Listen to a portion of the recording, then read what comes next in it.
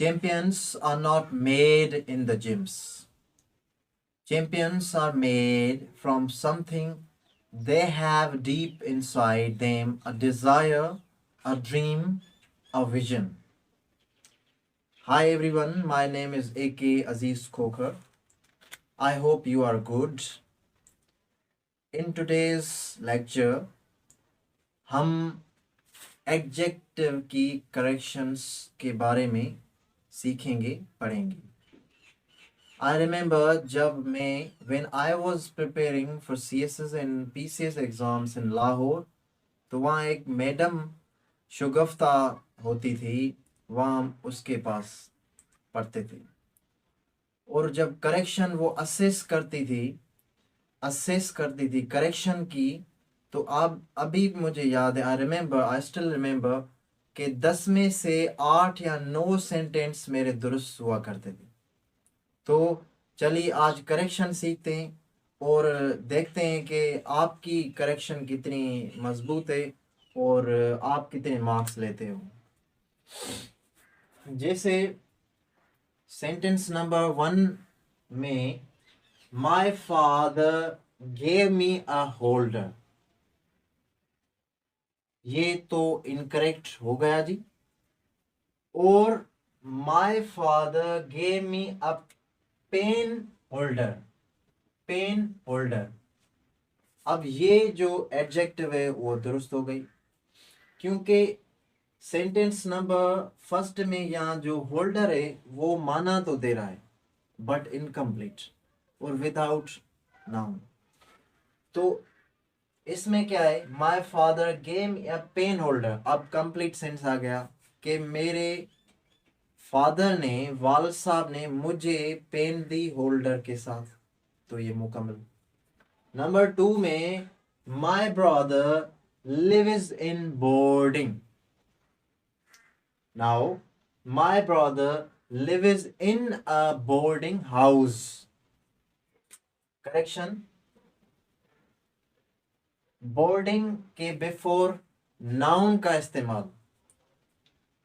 In previous classes में हमने यही पढ़ा था, डिटेल एडजेक्ट को डिटेल में हमने पढ़ा और उसमें जाना था कि जो एडजेक्टिव है वो ऑलवेज नाउन के आगे यूज होती है. जैसे इस सेंटेंस में अ बोर्डिंग हाउस, अ बोर्डिंग जो है वो एडजेक्टिव है और हाउस जो है वो नाउन है, तो ये करेक्ट हो गया.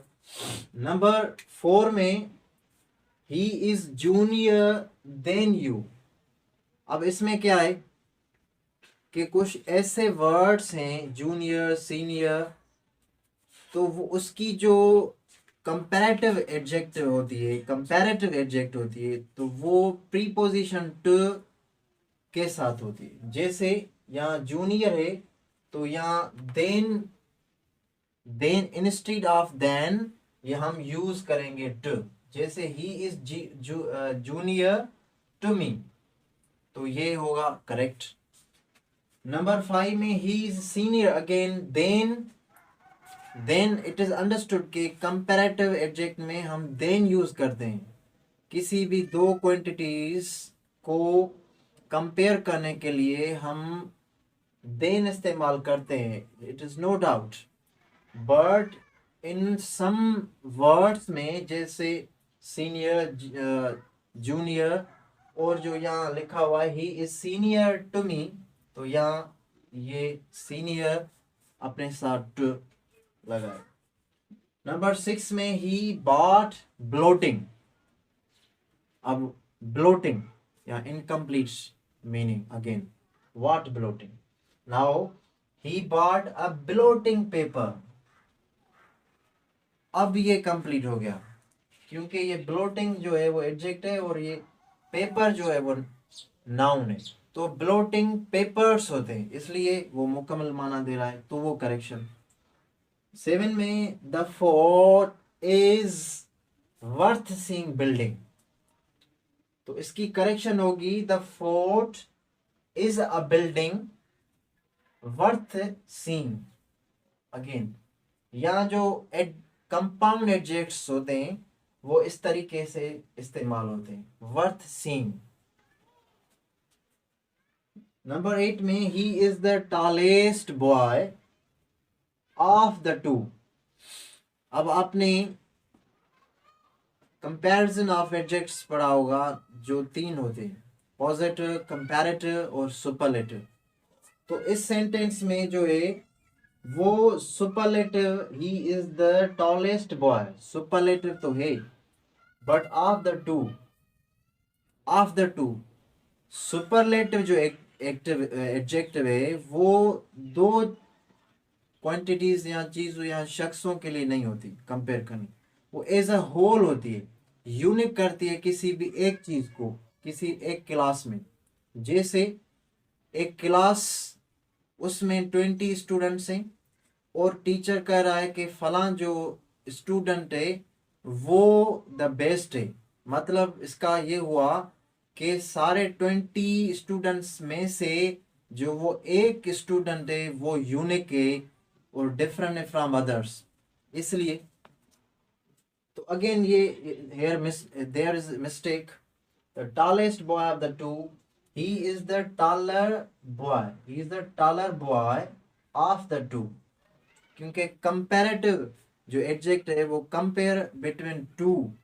जैसे he is the taller boy of the two, बिन मतलब 2 जो स्टूडेंट्स हैं उनमें से वो उसका जो कद है वो ज्यादा है। नंबर 9 में Aslam is my older brother, here again aslam is my older brother or aslam is my elder brother. Now what is difference between older and elder? तो डिफरेंस ये है जी कि जो ओल्डर है वो, if I am not wrong, तो वो as के हवाले से होता है, और जो एल्डर है वो रिलेशन के हवाले से होता है। अब फॉर एग्जांपल एक ही फैमिली में 4 ब्रदर्स है, 4 सिस्टर्स है, तो उनमें से जो एक उन 8 सिस्टर और ब्रदर्स से जो एक ब्रदर है वो इन रिलेशन वो सबसे बड़ा है, तो हम कहेंगे कि जी ही इज एल्डर ब्रदर। तो रिलेशन के हवाले से वो सबसे बड़ा है, मतलब उसका जो जन्म हुआ था वो हमसे पहले हुआ था, इसलिए वो बड़ा है। अंडरस्टूड। नंबर 10 में it is much fine today, it is much fine today, तो ये गलत है जी। क्यों गलत है? देखिए, it is very fine today, very, अब ये एडजेक्ट जो है वेरी, ये फाइन के साथ यूज होगी, मच क्यों नहीं? मच क्योंकि मच जो एडजेक्टिव है वो क्वांटिटीज के साथ यूज होती है। जैसे I do not have much time, या आपने you have added much sugar in cup of tea. Okay जी। Number 11, each of us have a book, here mistake। क्यों? each of us has a book। अब आपने indefinite pronouns पढ़े होंगे, तो indefinite pronouns जो होते हैं, जैसे उसमें each of us, either of us, neither of us जो यूज होते हैं वर्ड्स, तो वो they take with themselves a verb, singular verb, तो वो singular verbs लेते हैं जी। Number 11, I worked whole the night। Again ये यहाँ मिस्टेक है। क्यों? Why? Let us find। I worked the whole night, ये जी करेक्ट है। क्यों करेक्ट है? देखिए, I worked, I जो है वो सब्जेक्ट है, सब्जेक्ट है जी। वर्कड वर्ब हो गया जी। दी होल नाइट, दी जो है वो आपका आर्टिकल हो गया जी, और होल जो है वो अगेन एडजेक्टिव है, और नाइट जो है वो नाउन है। तो ये करेक्शन जो होगी वो इस तरीके से होगी कि I work the whole night, मैंने सारी रात काम किया।